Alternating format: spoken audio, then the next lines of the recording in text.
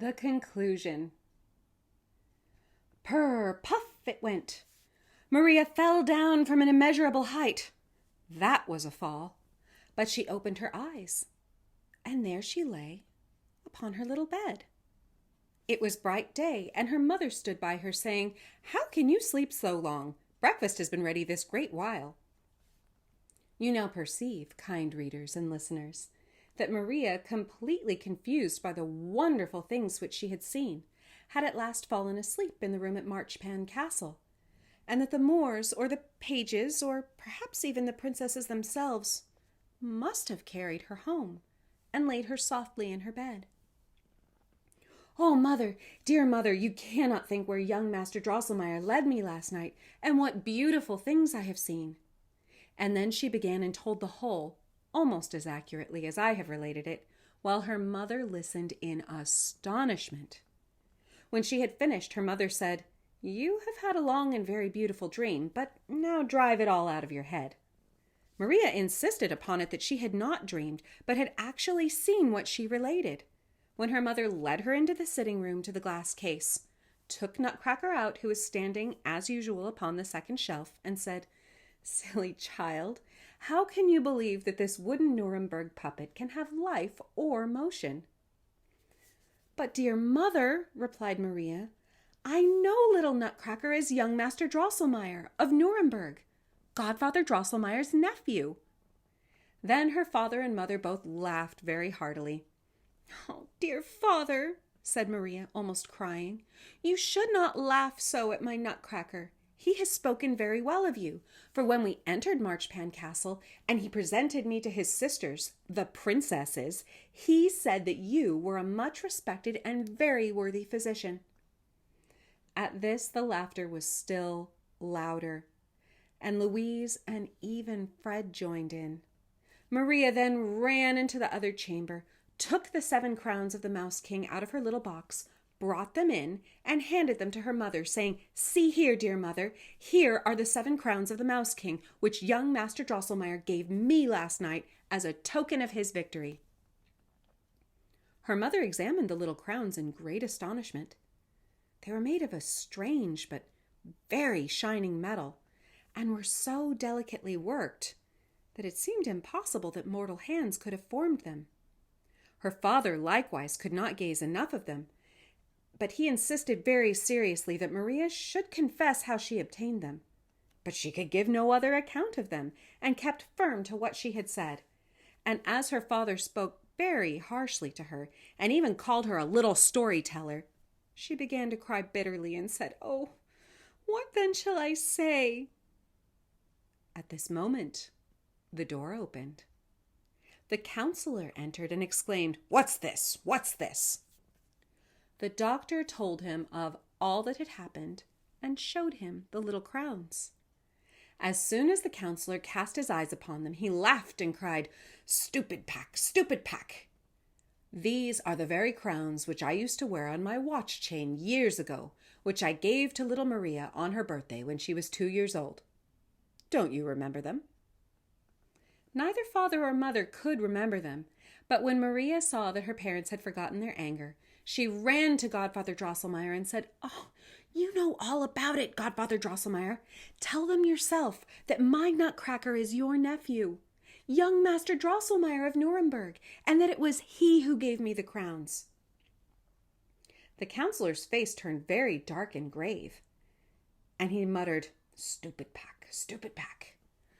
Upon this, the doctor took little Maria upon his knee and said very seriously, "Listen to me, Maria. Once and for all, drive your foolish dreams and nonsense out of your head. If I ever hear you say again that silly, ugly Nutcracker is the nephew of Uncle Drosselmeyer, I will throw him out of the window, and all the rest of your puppets, Miss Clara not excepted." Poor Maria durst not now speak of all these wonders, but she thought so much the more. Her whole soul was full of them, for you may imagine that things so fine and beautiful as those which she had seen are not easily forgotten. Even Fred turned his back upon his sister whenever she spoke of the wonderful kingdom in which she had been so happy, and it is said that he sometimes would mutter between his teeth, "Silly goose! but I can hardly believe of so amiable, of good-natured a fellow. This is certain, however, he no longer believed a word of what Maria had told him. He made a formal apology to his hussars on public parade for the injustice of what he had done to them, stuck in their caps feathers of goosequill, and much finer and taller than those of which they had been deprived, and permitted them again to blow the hussars' grand march. Aha! We know best how it stood with their courage when those hateful balls spotted their red coats. Maria was not allowed then to speak any more of her adventures, but the images of that wonderful fairy kingdom played about her in sweet, rustling tones. She could bring them all back again whenever she fixed her thoughts steadfastly upon them, and hence it came that instead of playing, as she formerly did, she would sit silent and thoughtful, musing within herself, for which reason the rest would often scold her and call her a little dreamer. Some time after this, it happened that the counselor was busy, repairing a clock in Dr. Stahlbaum's house. Maria sat close by the glass case and, lost in her dreams, was gazing at Nutcracker, when the words broke from her lips involuntarily. "Oh, dear Master Drosselmeyer, if you actually were living, I would not behave like Princess Pirlipat and slight you, because for my sake you had ceased to be a handsome young man." At this the counselor screamed, "Hey, hey, stupid pack!" And there was a clap and a knock so loud that Maria sank from her chair in a swoon.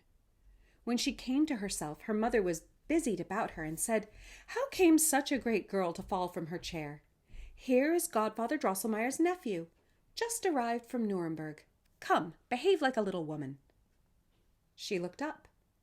The counselor had put on his glass wig again, and his brown coat, and he was smiling very pleasantly, and he was held by the hand a little but very well-shaped young man. His face was as white as milk and as red as blood. He wore a handsome red coat, trimmed with gold, and shoes, and white silk stockings.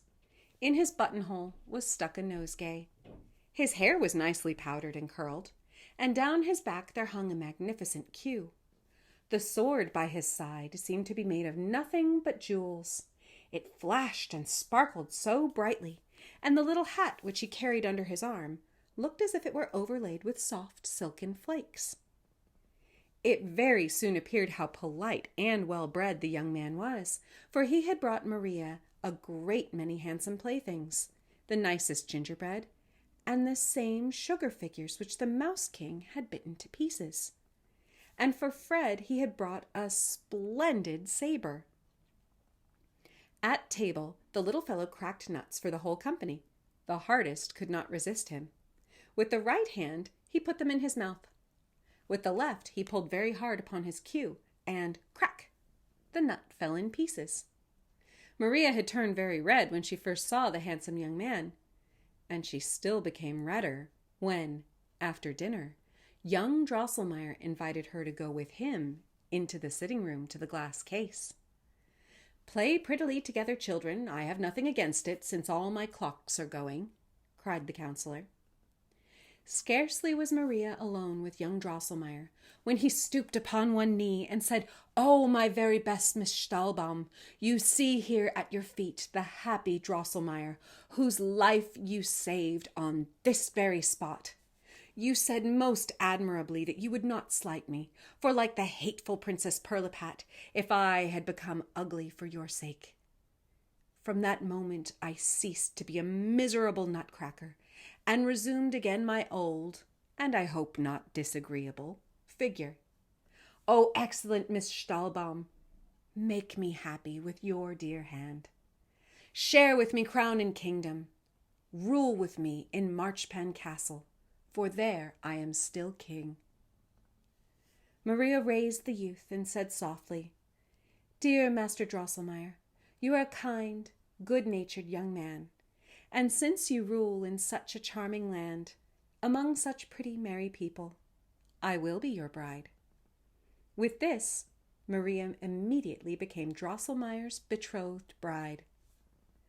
After a year and a day, He came, as I have heard, and carried her away in a golden chariot drawn by silver horses.